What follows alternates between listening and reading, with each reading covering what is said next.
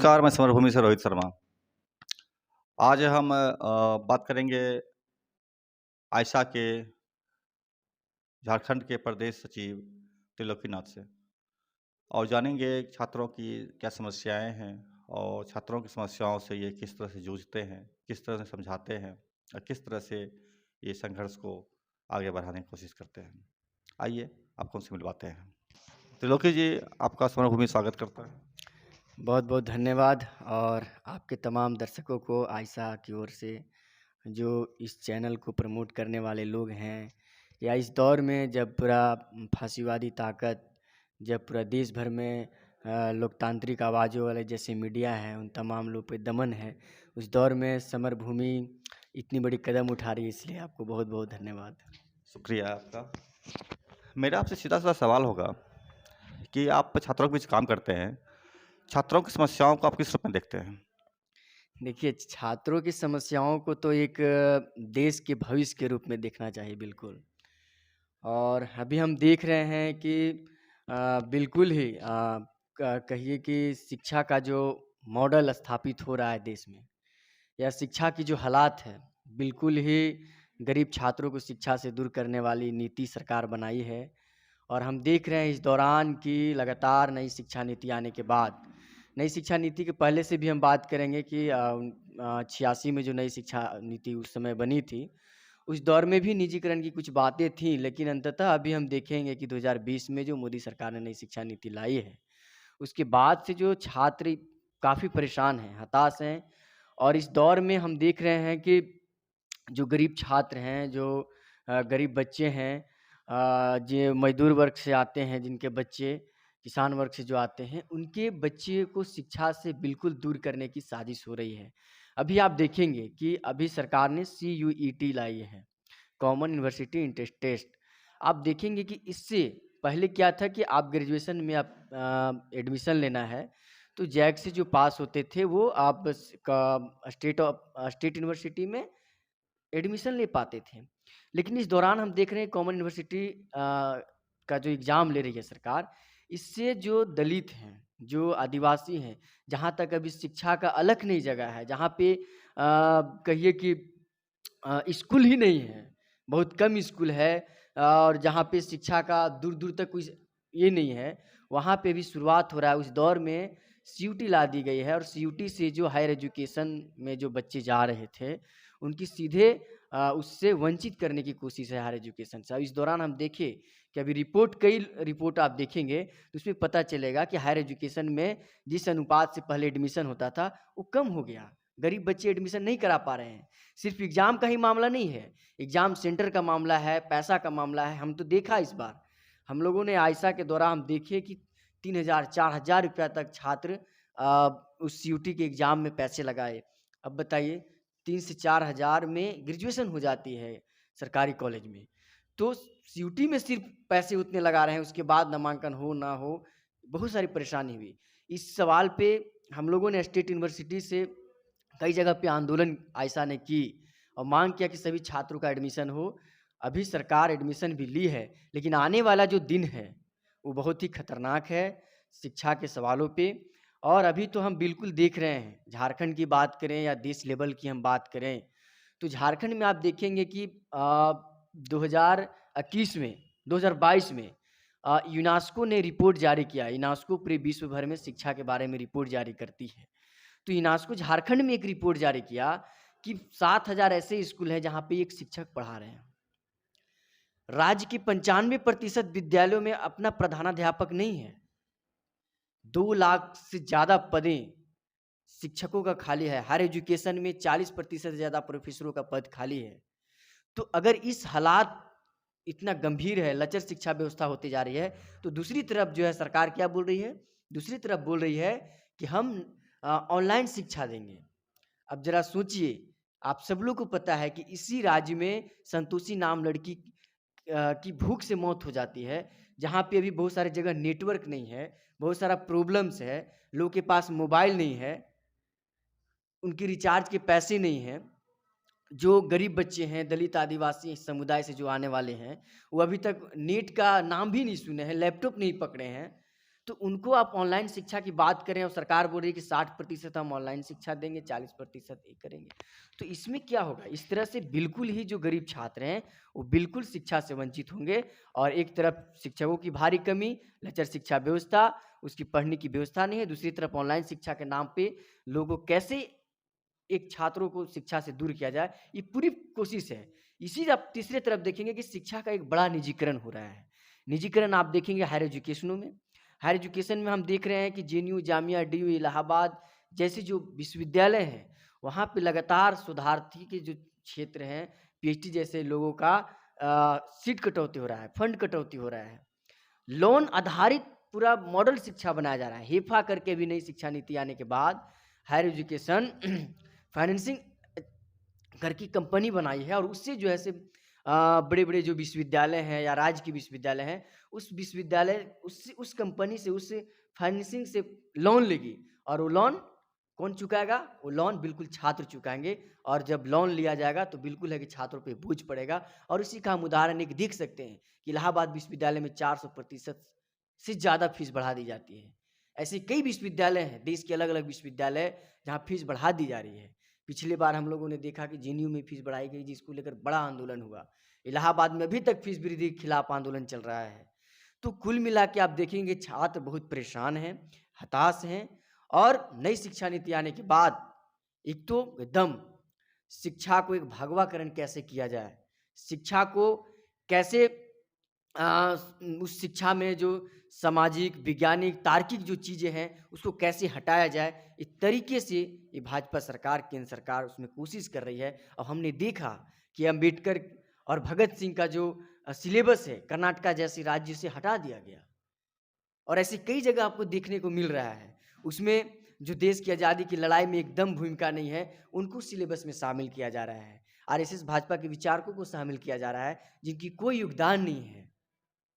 जिनकी माफ़ी वीर का योगदान हम कह सकते हैं कि माफ़ी माँगने वाले लोग की जो विचारधारा है, उसको शामिल किया जा रहा है। लेकिन तर्क के साथ वैज्ञानिकता वाली शिक्षा को दूर किया जा रहा है। इस देश में जो लड़ने वाले लोग हैं, उनको सिलेबस से हटाया जा रहा है। और आइसा अभी एक मुहिम भी छेड़ी है कि मोदी सरकार का जो 10 साल हो रहा है, यह 10 साल पे यंग इंडिया जो है 10 सवाल पूछ रहा है। 10 सवाल पूछ रहा है कि शिक्षा में क्यों इतना फीस वृद्धि हो रही है? फीस वृद्धि से गरीब छात्र जो दूर होते जा रहे हैं, इसका कौन जवाब दे रहा है? इस पे सवाल किया जा रहा है कि जो सीयूटी आई है, सीयूटी से जो बच्चे उच्च शिक्षा से ड्रॉप आउट हो रहे हैं, उसका क्या उपाय है? आपने देख रहा है कि लगातार महिलाओं पे दमन बढ़ा है, छात्राओं पे हिंसा बढ़ी है। अभी इसका ताज़ा उदाहरण दे सकते हैं कि बनारस यूनिवर्सिटी में एक लड़की के साथ कैसे रेप होता है।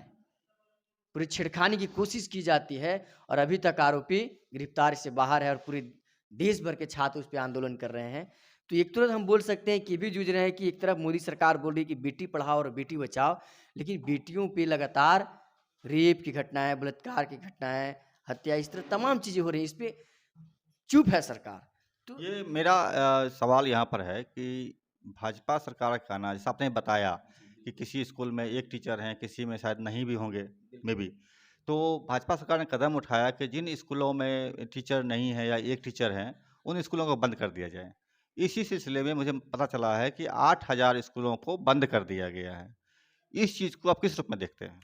देखिए, ये तो झारखंड में जब रघुवर की सरकार थी, तो रघुवर सरकार ने बिल्कुल ही ये ऐसा योजना लाकर एक दूसरे स्कूल को मर्ज कर दिया गया। लेकिन सबसे बड़ी सवाल है कि जो मर्ज कर रहे हैं, ऐसे भी आप आदिवासी इलाकों में, जंगल में जाएँगे, जंगल वाले इलाकों में, तो देखेंगे कि 2 किलो 3 किलोमीटर दूर पर एक-एक स्कूल है। और जिस समाज के लोग उस परिवेश में जो रहते हैं, उनके जो बच्चे हैं, वो किसी तरह से, क्योंकि शिक्षा के प्रति उनकी अभी भी जागरूकता नहीं है, वो बहुत अभी काफ़ी पिछड़ा हुआ इलाका है। वैसे क्षेत्र में 3 किलो 4 किलोमीटर दूर तक स्कूल है और उस बच्चे वहाँ पे जाते हैं, पढ़ रहे हैं। लेकिन ये सरकार जो है से मर्ज करके क्या कर दिया, अब जो है उसको 4 किलो 5 किलोमीटर दूरी पर जाना पड़ रहा है, ठीक है? तो इसमें एक तो ड्रॉप आउट हो रहा है, बच्चे नहीं जा पा रहे हैं।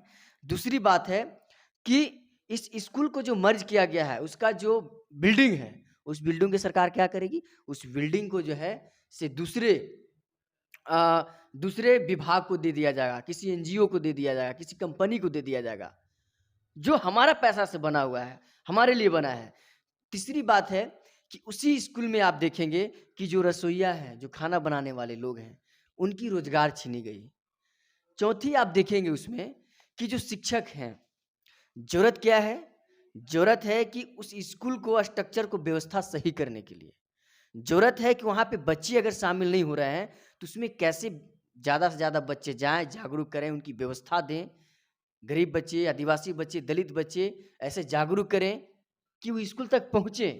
ज़रूरत है सही व्यवस्था करने की, इसका मतलब ये नहीं है ना कि इसको आप बदल के दूसरे मर्ज कर देंगे, तो इसका तो सीधे उपाय है कि एक तो रोज़गार जा रहा है और इससे क्या है कि गरीब बच्चे, जो दलित बच्चे हैं, आदिवासी बच्चे हैं, वो और दूर जा रहे हैं शिक्षा से।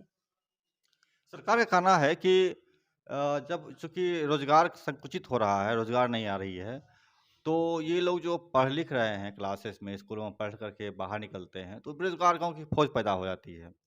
तो इससे बेहतर है कि पढ़ाई ना कराया जाए। तो इस चीज़ को आप किस रूप में देखते हैं? बिल्कुल, आप तो खुद बोल रहे हैं कि इसका एक रूप है कि पढ़ाई नहीं कराया जाए।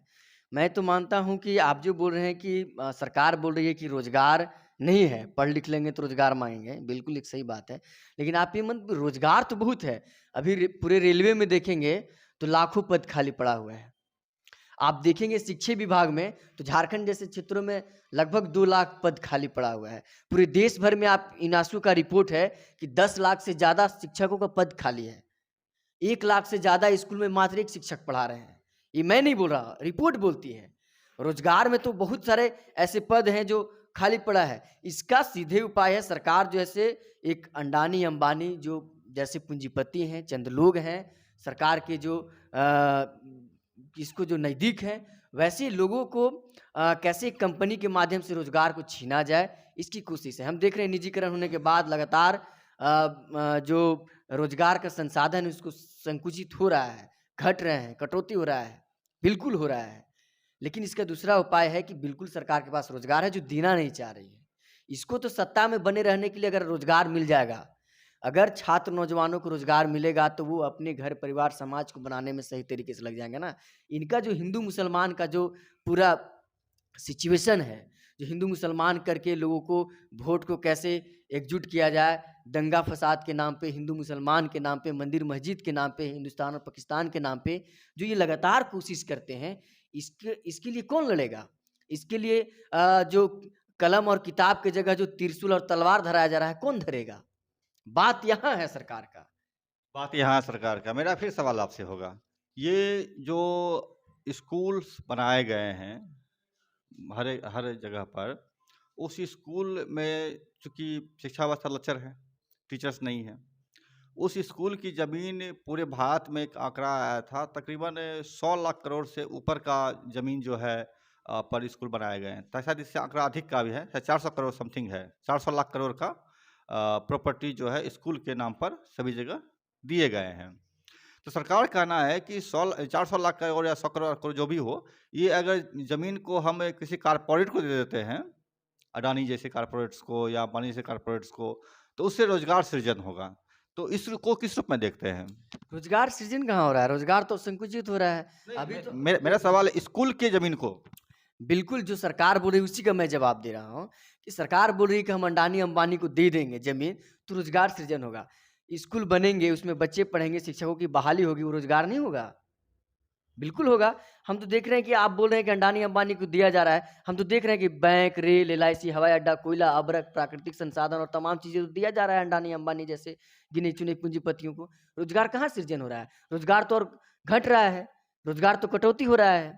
तो सरकार का बेतुका ही ये बात है कि रोज़गार बढ़ेंगे। रोज़गार तो बिल्कुल सार्वजनिक चीज़ों से बढ़ेंगे, कल्याणकारी योजनाओं से बढ़ेंगे। सरकार का ये भी कहना है कि अगर आप किसी टीवी चैनल के बाहर पकौड़ा बेचते हैं, तो क्या वो रोज़गार नहीं आएगा? आप पान, बीड़ी, सिगरेट बेचते हैं, रोज़गार नहीं होगा? इसको किस में देखते हैं आप? देखिए, अगर सरकार को अपने आप को मानती है कि अ, पकौड़ा बेचना, पान बेचना ये रोज़गार है, तो मैं बोलता हूँ कि जय शाह का जो ये अमित शाह का बेटा है जय शाह, अपना बेटा को क्यों नहीं पकौड़ा बेचवा रहे हैं? कोई एमए, पीएचडी और बाकी चीज़ें करके लोन पे पूरा लेके लोग पढ़ रहा है, बस इसलिए कि पकौड़ा बेचा जाए। पकौड़ा बेचना रोज़गार है। इसीलिए यही शायद मोदी जी बोले भी होंगे कि मैं 2 करोड़ लोगों को हर साल रोज़गार देंगे, तो उसमें शायद पकौड़ा को भी गिने होंगे। इसमें एक और चीज़ आया है कि गवर्नमेंट ने कहा है, खासकर बीजेपी गवर्नमेंट, खास करके यूपी की गवर्नमेंट ने कहा है, और चूँकि यूपी गवर्नमेंट कही है तो पूरे दुनिया में, देश में लागू होगा। तो उन्होंने कहा है कि रोज़गार तो हम देंगे, देने को तैयार हैं, लेकिन यहाँ योग्य लोग हैं ही नहीं, तो किनको लोग रोज़गार दें हम? तो योग्य लोग नहीं है तो अब देश में योग्य लोग नहीं हैं, ये तो आप खुद ही समझ सकते हैं कि सरकार क्या बोल रही है। देश में इतना पद खाली है। आपका एक रिपोर्ट है, पिछले मोदी सरकार में 22 करोड़ लोगों ने रोज़गार के लिए आवेदन दिया।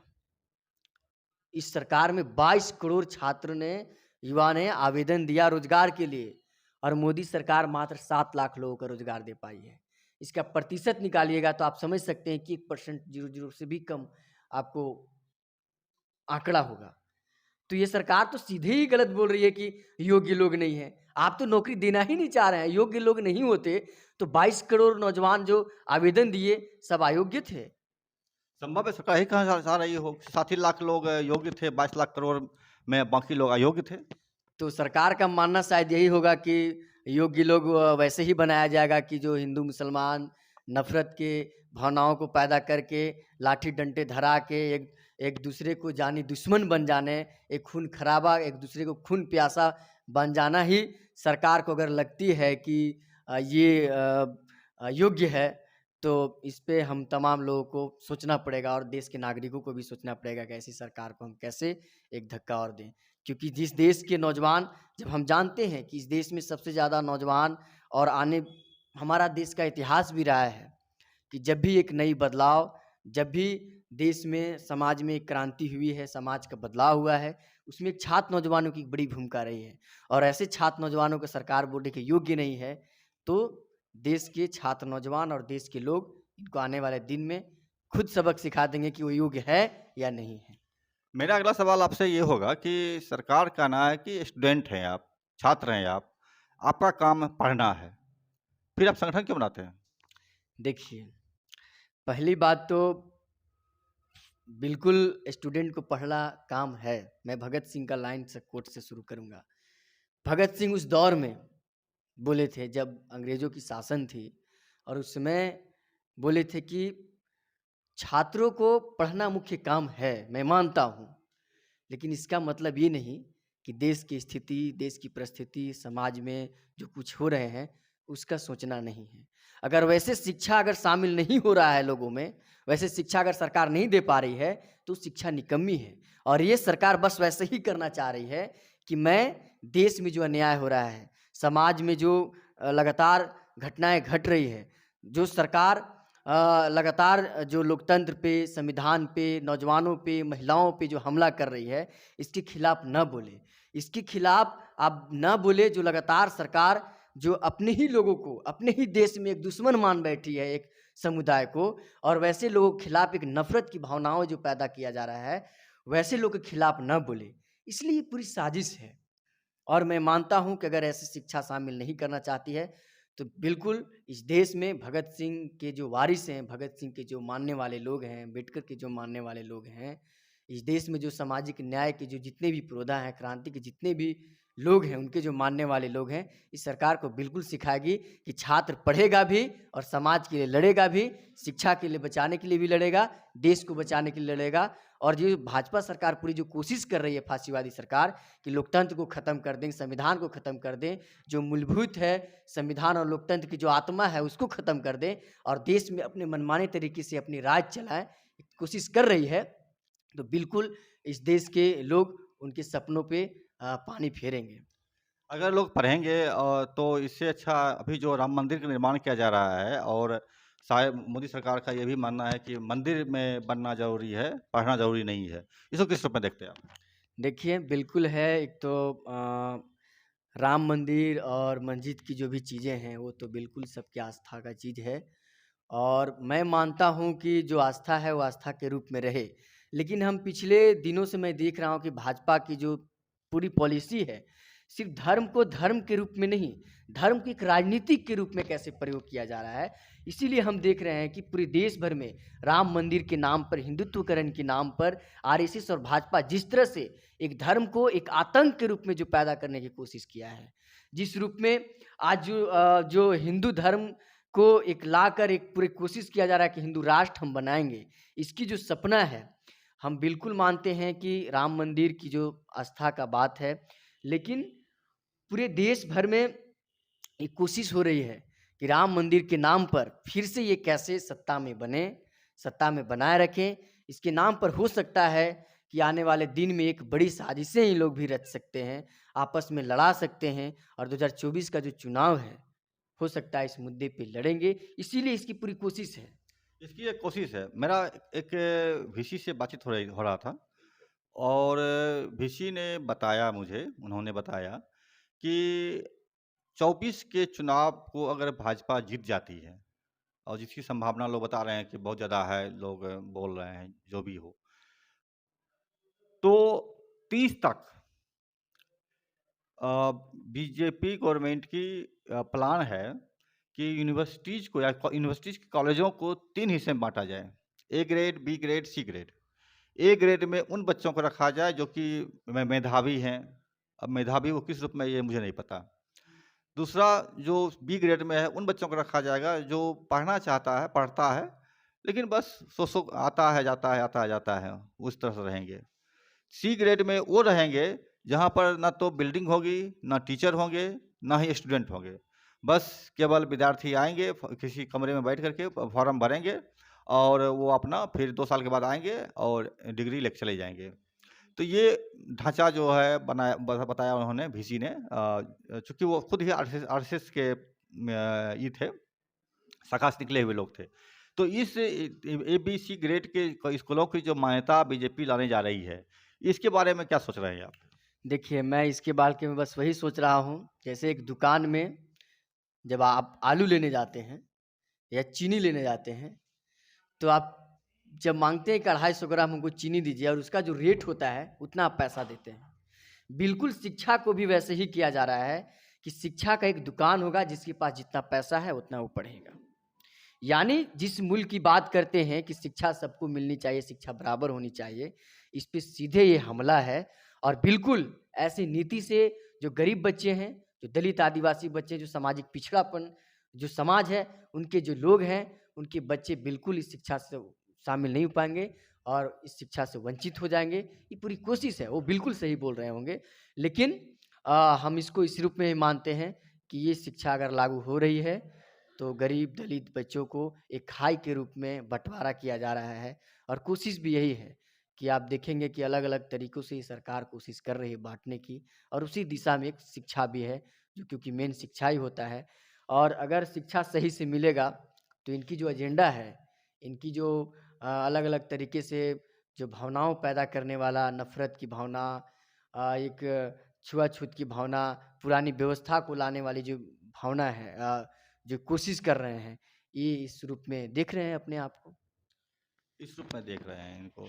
तो इन चीज़ों से आप ये मान रहे हैं कि झारखंड ही नहीं बल्कि पूरे भारत में इस शिक्षा नीति से छात्रों को फ़ायदा नहीं होगा। जब इतनी सारी चीज़ें हो रही है, तो 24 में चुनाव को आप एक छात्र नेता के तौर पर किस तरह देखते हैं? देखिए, 24 का चुनाव बस चुनाव नहीं है। इस चुनाव बिल्कुल ये चुनाव लोकतंत्र बचाने का चुनाव होगा। ये चुनाव संविधान बचाने का चुनाव होगा। ये चुनाव रोज़गार के लिए चुनाव होगा। ये चुनाव शिक्षा बचाने के लिए होगा। ये चुनाव महिलाओं पे जो दमन हो रहा है, उसको रोकने के लिए ये चुनाव होगा। क्योंकि हम देख रहे हैं कि ये सरकार आने के बाद लगातार आप देखेंगे कि दमन का दौर बढ़ा है। जो सामाजिक कार्यकर्ता हैं, जो पत्रकार हैं, जो सरकार के आलोचक हैं, उनको कैद किया जा रहा है। उनकी जो बोलने की आज़ादी है, उस पे बैन लगाया जा रहा है। जो बोलने की पत्रकार का भी स्वतंत्रता है, उसको कैद किया जा रहा है। तो ये बिल्कुल ये जो चुनाव होगा, ये चुनाव एक एकदम देश के लिए, देश को बचाने के लिए, संविधान बचाने के लिए, लोकतंत्र बचाने के लिए, रोज़गार, शिक्षा, स्वास्थ्य बचाने के लिए, निजीकरण के खिलाफ चुनाव होगा।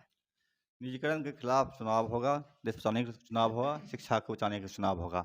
धन्यवाद त्रिलोकीनाथ जी, आपसे बात करके हम चीज़ों को सही से समझ पाए हैं और उम्मीद करते हैं कि हमारे दर्शक भी चीज़ों को समझे होंगे। बहुत-बहुत धन्यवाद। ये थे आइशा के झारखंड प्रदेश सचिव। ये इन्होंने स्पष्ट कहा कि 24 का चुनाव केवल चुनाव नहीं है, वो रोजगार, शिक्षा, स्वास्थ्य जैसे तमाम चीज़ों को बचाने की जीवन काट गला काट मामला है। इसलिए जो है इस चुनाव को एक उसी तरह से देखना चाहिए जहाँ पर कि आपके अस्तित्व का सवाल पैदा हो। तो कहना ये नहीं होगा कि ये सवाल जो है बहुत ही महत्वपूर्ण है, शिक्षा बहुत ही महत्वपूर्ण है। इसे संविधान ने भी मौलिक अधिकार का दर्जा दिया है और इसको आप नकार नहीं सकते हैं। इसी के साथ मैं रोहित शर्मा, समर भूमि से। अगर मेरा रिपोर्ट अच्छा लगे तो आप इसको लाइक करें, सब्सक्राइब करें, शेयर करें और इस पर दिए गए तथ्यों पर अवश्य विचार करें। नमस्कार।